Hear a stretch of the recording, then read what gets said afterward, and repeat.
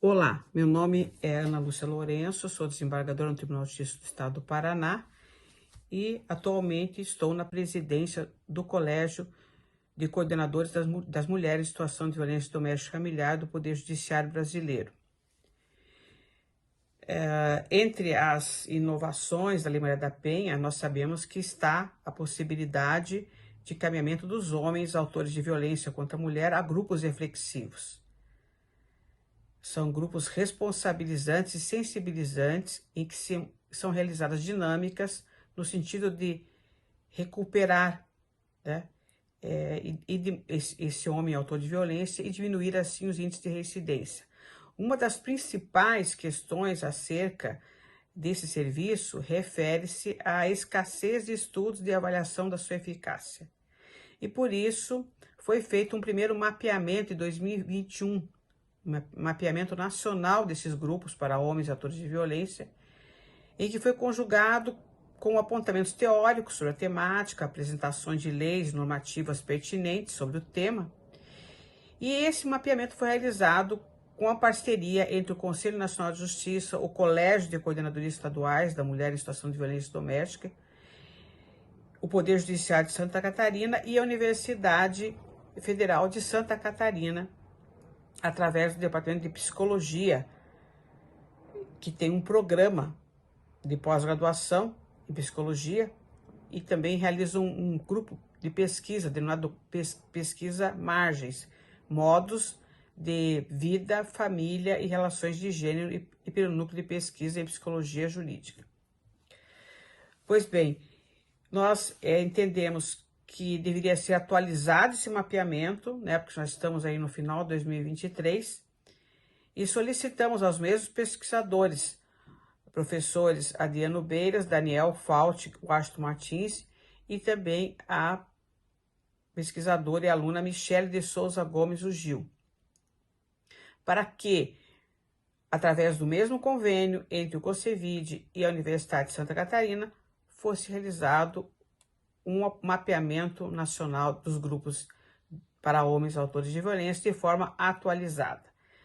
Recebemos no último dia 13 o primeiro informe, ou seja, o início dos dados já pesquisados pelo grupo, e acreditamos que ao final de fevereiro já esteja finalizada toda a pesquisa e será entregue pelo colégio, pelo CONCEVID, a todas as coordenadorias do país. Agradeço imensamente a todos que se empenharam, os coordenadores de todas as coordenadorias que foram acionados para que apresentassem os dados para a pesquisa.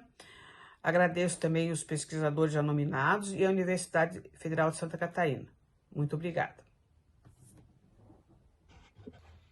Sou o professor Adriano Beiras, da Universidade Federal de Santa Catarina, coordenador do Grupo de Pesquisa Margens e vice-líder do Núcleo de Pesquisa em Psicologia Jurídica. Estou aqui para a gente divulgar um novo mapeamento de grupos reflexivos para homens autores de violência contra mulheres no Brasil. Em 2021, nós lançamos um mapeamento exaustivo que nós chegamos a alcançar 312 iniciativas no país, porém num período que estávamos ainda passando pela pandemia. É muito importante a gente poder refazer esse mapeamento agora em 2023, porque o cenário é outro. É um cenário em que nós já temos iniciativas que voltaram ativa depois desse tempo que nós vivemos.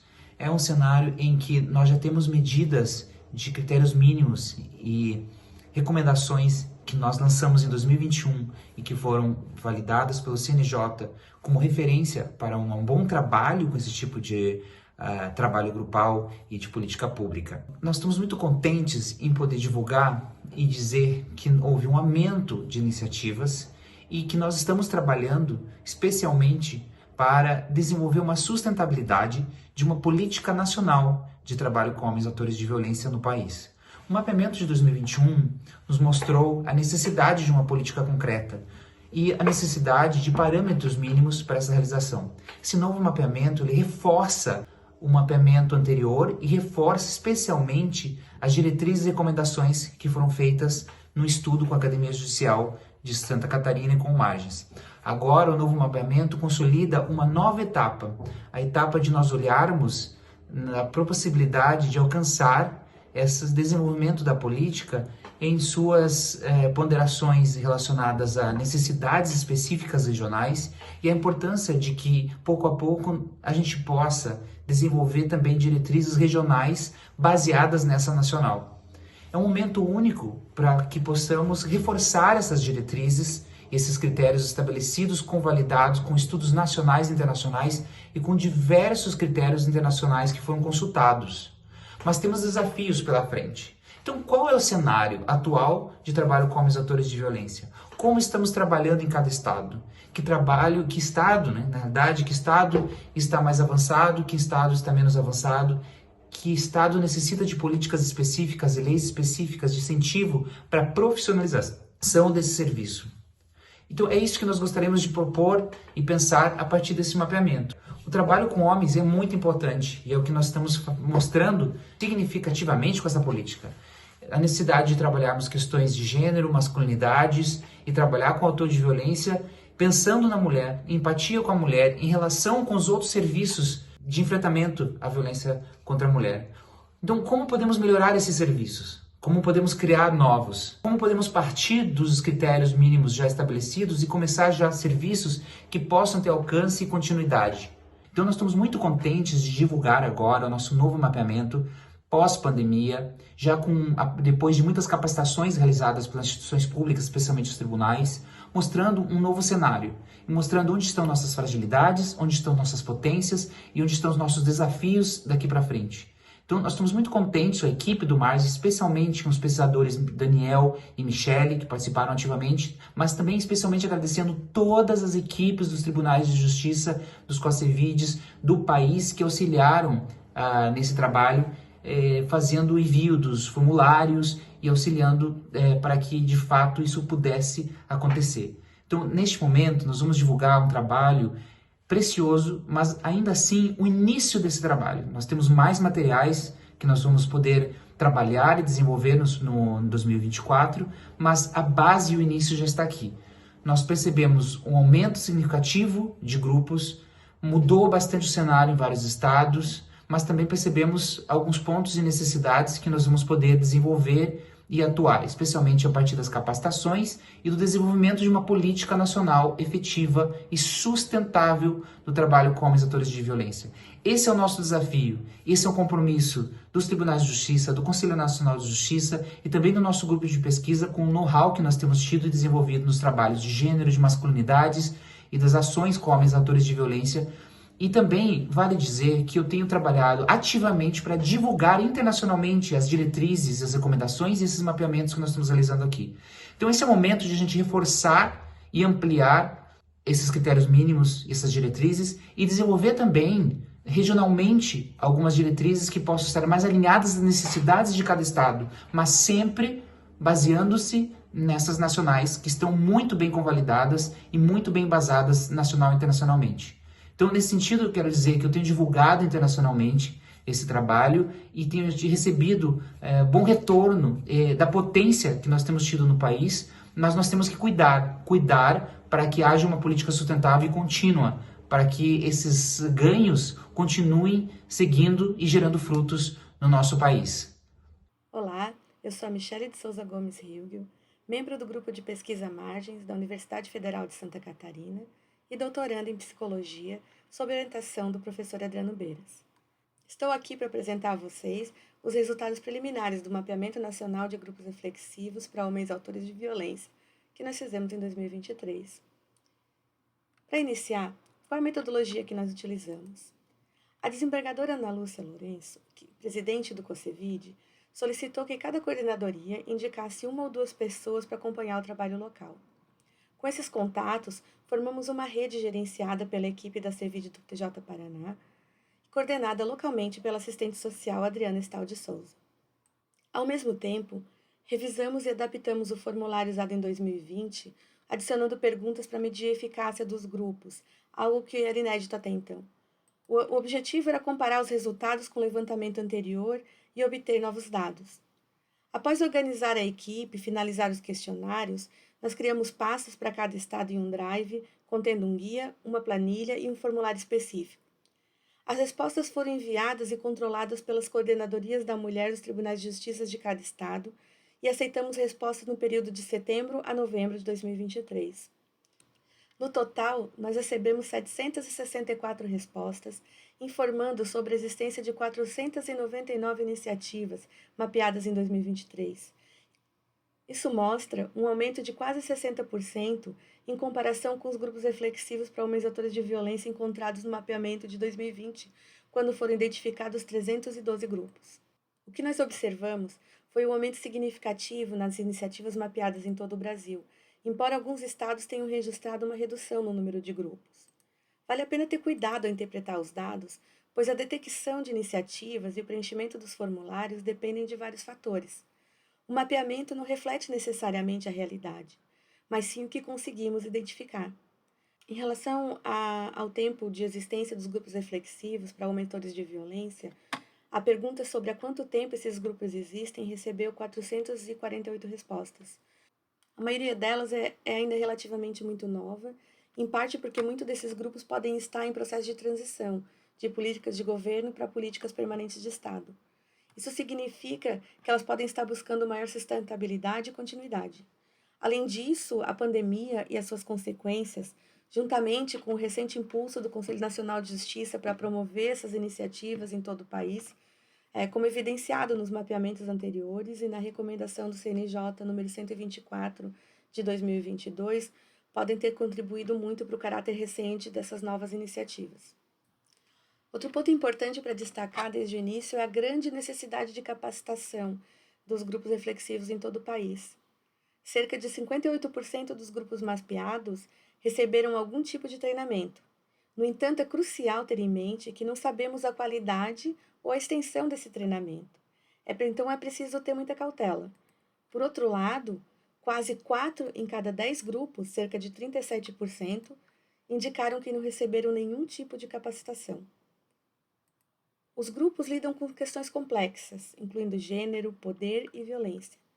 Além disso, a necessidade de habilidades na criação e na facilitação de espaços reflexivos. Isso envolve também o desenvolvimento pessoal dos facilitadores e facilitadoras para evitar a reprodução de dinâmicas de poder prejudiciais.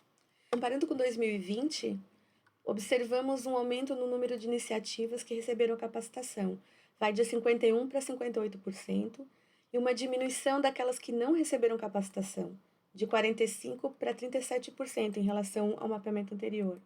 E, embora essa tendência seja positiva, a demanda ainda é bastante significativa, considerando que, idealmente, todas as iniciativas deveriam estar capacitadas para receber o seu trabalho adequadamente e evitar algum tipo de efeito negativo. É relevante notar que dos 255 grupos com até 2 anos de existência, 155 relataram ter proporcionado a capacitação prévia para os facilitadores, o que representa cerca de 60% do total dos grupos. Isso sugere que as políticas implementadas desde o último mapeamento, análise e recomendações, juntamente com a recomendação 124 do CNJ, tiveram um impacto positivo na formação dos grupos reflexivos por meio das capacitações, alinhando-se com as políticas e normativas recentemente mencionadas.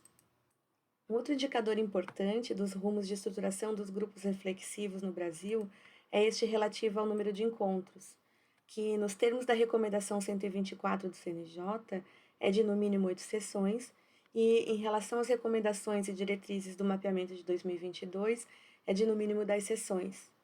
O que se denota é que, entre 2020 e 2023, houve uma queda no número de grupos que realizam menos que 8 encontros, bem como um aumento de cerca de 6% nos grupos que realizam entre 8 e 12 encontros.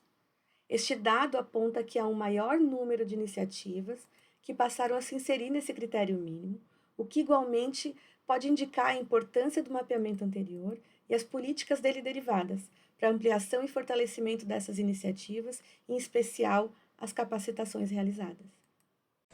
Boa tarde, pessoal. Meu nome é Daniel Martins, eu sou doutorando da UFSC, participo do Grupo Margens de Estudos e, junto com o COCEVID, nós fizemos a edição de 2023 do Mapeamento Nacional E eu estou aqui para falar brevemente para vocês dos dados de retorno que a gente recolheu.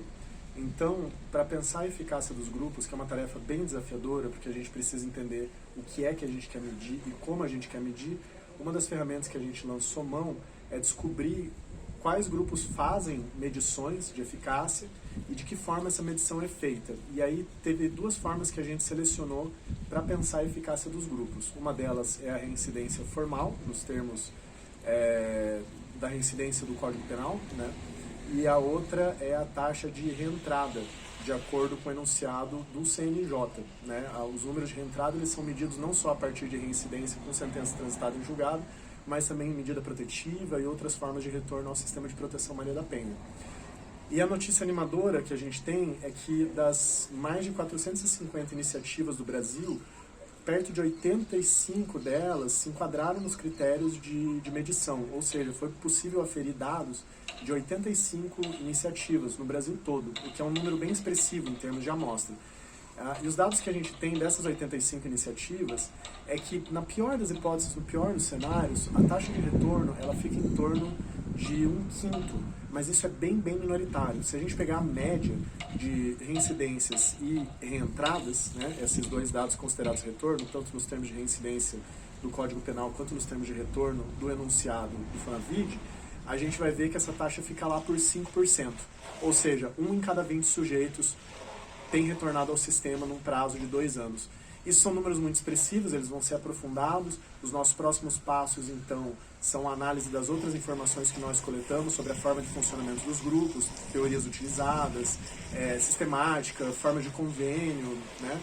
Mas a gente já quer trazer essa notícia animadora que essa medição de eficácia ela dá luz para a gente conseguir olhar para as iniciativas e procurar o que tem dado certo, quais são os casos de sucesso e como fazer uma política tão importante como essa funcionar num país que é tão diferente, tão desigual, mantendo respeito às iniciativas e promovendo capacitações que de fato sirvam para dar apoio a esse excelente trabalho que vem sendo feito. E é uma honra poder participar disso. Eu parabenizo ao Conselho Nacional de Justiça, ao COCEVID, a CEVID, o Tribunal de Justiça do Paraná, que deu esse apoio, ao Grupo Margens e ao Núcleo de Psicologia Jurídica por essa grande parceria. Meu muito obrigado e nos vemos ano que vem com os dados completos do mapeamento. É isso.